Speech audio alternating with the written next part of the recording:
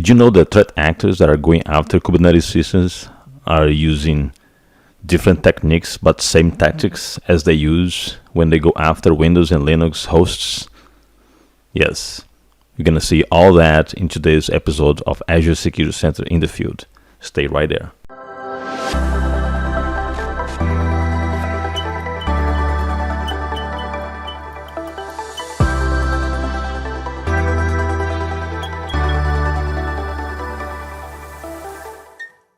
Welcome everyone to episode 11 of Azure Security Center in the Field. Today we are going to talk we're going to change a little bit the dynamics because it's not really about a specific new feature that all the other episodes were covering, mainly the ones that were released at Ignite. Today we're actually going to talk with security research from the Azure Security Center team. He recently published a very interesting article, and we're going to cover more details about this article and how things work behind the scenes and everything. So without further ado, I would like to introduce you to Yossi Weizman. Hi, Yuri. Hey, Yossi. Yes, Selena, it's great to have you here, my friend. Thank you very much for joining the show. And very exciting because I really want to talk about this subject. But before, can you just describe what you do on your team, some of the insights and your current role? Yeah, sure. So I am from the research team in Azure Security Center. Basically, our team researched the attack landscape of the various services that we work on in Azure Security Center. So we have multiple areas, of course. One of the main areas we have a significant effort in container security, and this is my main focus. So basically, I'm researching the attack landscape, the security landscape of containers and Kubernetes, and based on the research, we also develop analytics and threat detection. So that's what I'm doing. Excellent, great. And so I'm going to start talking about a article that you published early this year about threat matrix for Kubernetes, which is your main area of research right now. And in this article, you wrote something like this, quote, "We noticed that although the attack techniques are different than those that target Linux or Windows, the tactics are actually similar." Quote. Can you please expand more on this and give more insights about those similarities and perhaps some examples?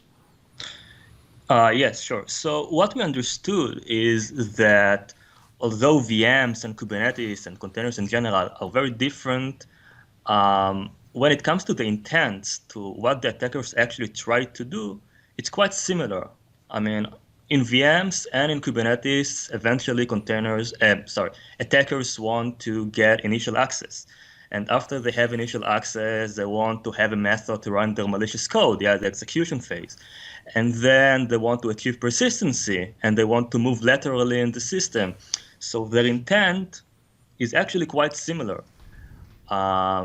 But of course, the methods that they use are different. I mean, they don't use the same methods for regular Linux machine, for example, and Kubernetes. So the tactics are similar, but the techniques are different. Mm-hmm. And with this notion of similarities and differences, we wrote the threat metrics for Kubernetes, which is inspired by MITRE attack framework. We actually use the same tactics, which means the same intents, but the techniques, the methods that are used by the attacker are different. So those are the similarities and differences between attacks against Kubernetes and attacks against virtual machines, whether it's Linux or Windows. Makes sense. So within this matrix, let's dive a little bit deeper into the privilege escalation, for example, where threat actors will use techniques to get privileged access to resources in Kubernetes space, right? So do you have an example of how this usually is done within a Kubernetes environment and how Azure Defender for AKS would potentially identify detect that threat? Yes, sure. So privilege escalation, as you said, is when attacker want to get higher privileges than they currently have. Now, in the container world, it includes many things, but one of the basics is attempt to perform some kind of escaping. I mean, they currently have certain access to a container, and then attackers try to escape from that container. And in this way, to escalate their privileges, to have higher privileges, whether it's to the underlying node, so it's escaping from the container to the node, or even to a cloud resource. And in the threat metrics, we describe how it can be done. Yeah, and by the way, I'm showing the threat matrix right now. So if you want, so you can see. Right. So you can see here in the privilege escalation phase, for example, so privileged container. When attacker gets access to a privileged container, or attacker has the ability to deploy a privileged container, they can use it to access to the underlying node. The same things with host path mount. And we also write here access to cloud resources, the last one, which is the ability to from access to one single container to get access to the cloud environment, and we describe how it can be done. So really, this area of escaping is a major threat in Kubernetes. With Azure Defender for Kubernetes, you can detect such behaviors. For example, we have an alert when somebody deploys a privileged container, or when we see a deployment of a container with a sensitive host path mount, which is a volume from the host that is mounted into the container. So we have various detections that can help customers to identify when there is a risk of privilege escalation. Mm-hmm. Yep, makes sense. And since we are talking about Azure Defender for AKS, let's make something very clear, right? Because I know there are some confusion on this area from some of the customers. When we enable Azure Defender for AKS, you gain a series of analytics that, as you said, were built for this particular workload. But there are more than that. In other words, if you also have threat detections for VM, based on Linux VMs, there are some additional analytics that you gain. So can you explain how those two are complementary for the Kubernetes space? Yes, sure. So as you said, we have the AKS bundle. We have the solution for AKS, which is dedicated alerts, dedicated threat detection for Kubernetes. What we do there is we monitor the requests to the API server of Kubernetes. So we see all the management layer activity in Kubernetes. So it's basically protection for the management layer of Kubernetes. And we have a set of detections in this area in which we can detect various threats that are visible through the management layer of Kubernetes. So that is one thing. And as you said, additional to that, we also have our threat detection for Linux, which is also relevant for containers, because eventually the containers are running on the underlying node. And the underlying node is a virtual machine. So our threat detection solution for Linux is also relevant for containers. And they basically, the two solutions, the Linux solution and the Kubernetes one, give you a really full visibility of what's going on in your Kubernetes environment, one from the management layer perspective, and the second from the underlying node, what's actually running on the containers. So is it possible to see, for example, a threat actor that moves from the management layer to the host, and then you may see threat detections being triggered from the management layer, AKS, and as well as from the Linux side? Of course, we see it all the time. For example, we see a deployment of a malicious image. We see it from the management layer detections because we see the request of that deployment, and then we see execution of malicious code by the on the virtual in the container itself that runs on the virtual machine, and we monitor it via our threat detection for virtual machines. So of course, we can see a combination of the two, and we can see attacks that start from the management layer, then we see it on the virtual machines, on the underlying nodes. Yeah. Yeah, so excellent explanation, because this is always a big question about how they are complementary. So now you have it. You have both are working together to give full visibility of the entire stack. Now, based on your research in this area, what are the top 3 type of attacks against Kubernetes, and how to prevent them to be successfully exploited, right? Any type of secure hygiene that you can do to prevent those? Yeah, so if we're talking about the top 3 threats, so I would put as the first threat, and we see it all the time, and we actually published several articles about such attacks, is some kind of exposed dashboard, whether it's the Kubernetes native dashboard or other kind of sensitive interfaces that are just misconfigured and exposed to the internet, and attackers exploit them in order to get access to the cluster. And we published several articles about it, about such activities. One attack was against the Kubernetes dashboard. We published another article about a large-scale attack against the kubeflow, and then with scope. All of those examples were when somebody misconfigured the service, and with just an exposed exposed dashboard or exposed sensitive interface to the internet, attackers got access to the cluster. So that's a very dangerous scenario. And Security Center has a recommendation when this is happening, right, to mitigate. So we have first we have a new threat detection that covers this scenario, and I can show it. I can show you examples of such detections, and we have right now data plan recommendations, which can really help you to prevent all kinds of attacks in the cluster. For example, you can restrict the ports that the container listens to. You can drop some of the Linux capabilities that even if attackers get access to one of the containers, they're very limited.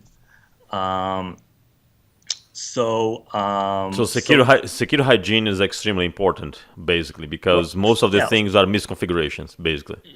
Yeah, sure. I mean, yeah, of course, it can prevent some of the some of the most popular attacks that we see. For example, if there is another threat is vulnerability in one of the images that is deployed in the one of the images that are deployed in the cluster. In such case, so first we have the image scanning, which can prevent you from have such a vulnerable image from the first place.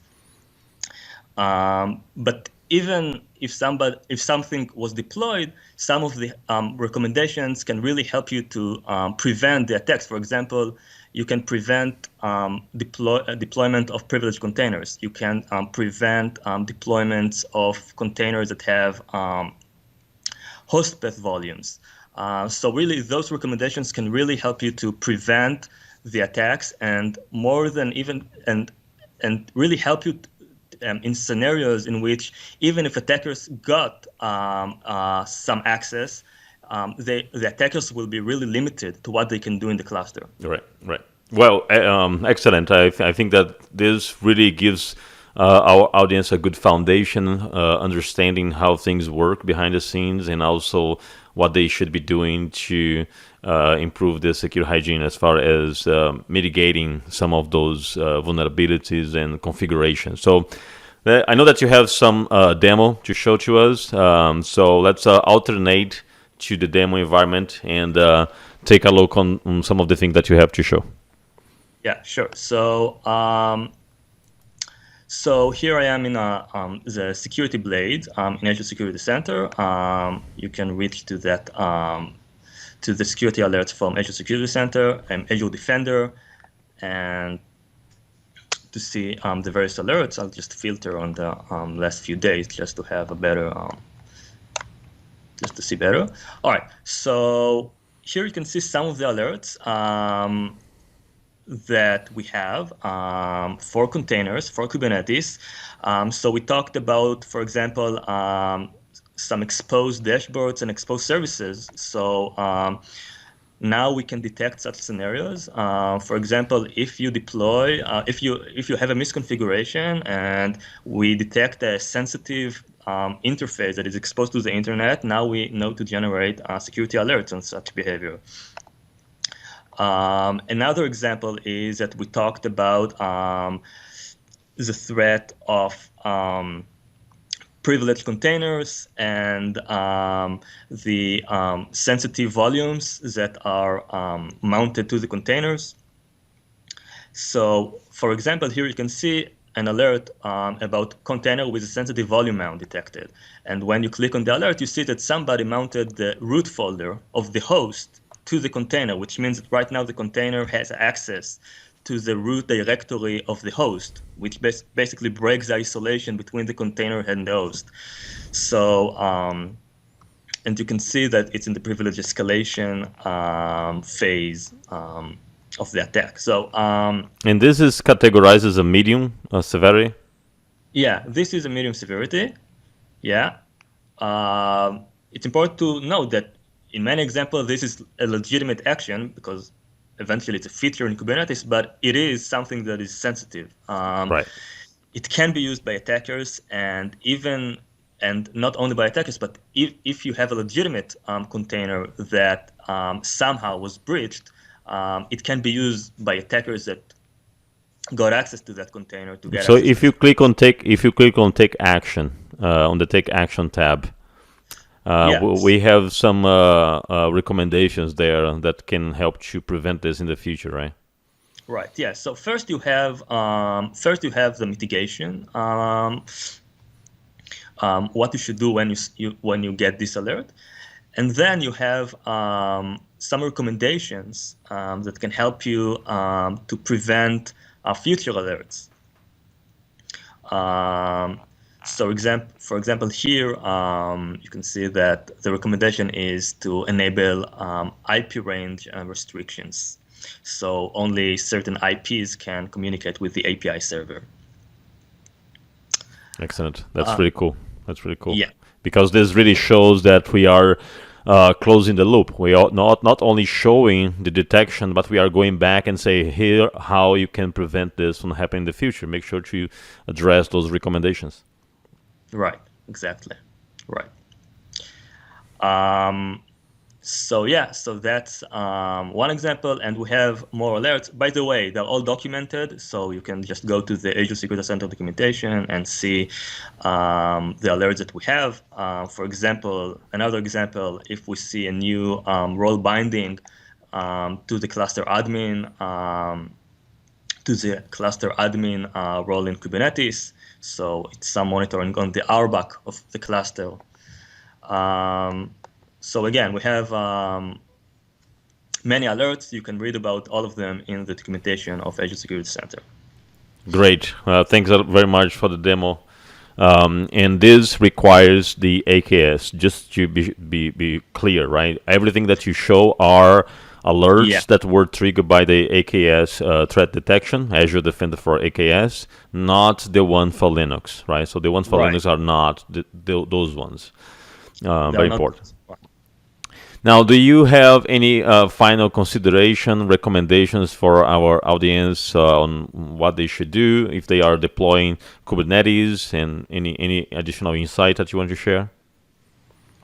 Yeah, so we really see that Kubernetes becomes more and more popular among users, but it also becomes more and more popular among attackers, and we see more and more attacks that target specifically Kubernetes. And although Kubernetes became such a popular goal for attackers, we see many misconfigurations, and we see many cases in which the cluster wasn't configured well and really enabled the attacks. So I just talked before about the example of sensitive interfaces that are exposed to the internet. So what I really, so I just think that it's important to clarify the importance of really monitor the behavior of the cluster, and to really see what's going on in the cluster, what activities actually happen in the management layer. It's really important because we see many attacks that target this layer right now. So it just becomes a very popular attack target. Yep. No, and I think that this also helps for our audience to make sure that they understand how important secure hygiene is. And we've been talking about this in almost every single episode because this is all about the secure score, right? It's all about using the secure score to improve the secure posture, and to improve the secure posture, they need to remediate those recommendations, including the recommendations that we have for AKS. So make sure to address those recommendations. You can really mitigate a lot and prevent a lot of those attacks. And if it does happen, you do have threat detection for AKS to detect that. It's always better to prevent the attack than detect it afterwards, of course. Yeah, because once we detect, it's because the threat actor is already doing something, right? We want to avoid that. Right, yeah, of course. So, Yossi, thank you very much for your time today. It was a great conversation. It was good also to have someone from your team here to come here talk more about the analytics for AKS. Excellent job with the Matrix, very popular. And I'm glad that you shared the also the AKA link for the threat detection. And thanks for your audience. Thanks for subscribing for the Microsoft Security channel. Keep sharing this video. Keep engaging the community. And any feedback, make sure to write it down on the comment below. If you need some more explanation, write it down, and we will share some links to you to read more about it. Thanks a lot, Yossi. I appreciate it. Thanks for having me. Thank you very much. See you next time.